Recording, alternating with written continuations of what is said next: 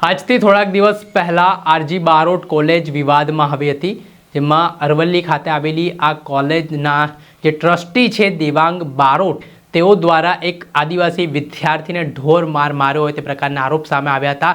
જે બાબતે સ્થાનિક પોલીસ સ્ટેશન ખાતે દેવાંગ બારોટ, જેઓ ભારતીય જનતા પાર્ટીના યુવા મોરચાના મહામંત્રી પણ હોવાની વિગતો સામે આવી રહી છે, તેમની સામે એટ્રોસિટી તેમજ અલગ અલગ કલમો હેઠળ ગુનો નોંધાયો હતો.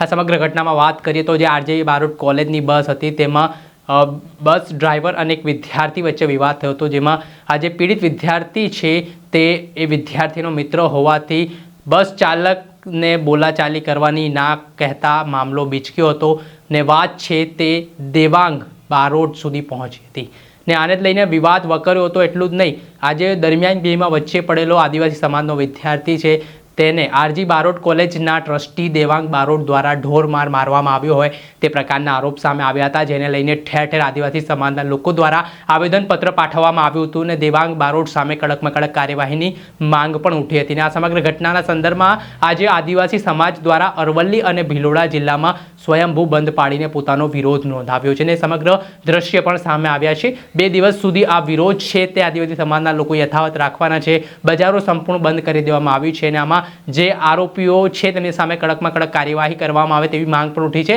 હાલ આ મામલે સ્થાનિક પોલીસ સ્ટેશનમાં ફરિયાદ પણ નોંધાઈ છે. ત્યારે જોવાનું રહ્યું કે આરજી બારોટ કોલેજના જે ટ્રસ્ટી છે અને ભાજપના જે મહામંત્રી છે દેવાંગ બારોટ, તેમની કેટલા સમયમાં ધરપકડ થાય છે અને જે આખો વિવાદ વકર્યો છે ત્યારે આદિવાસી સમાજને ક્યારે ન્યાય મળે છે.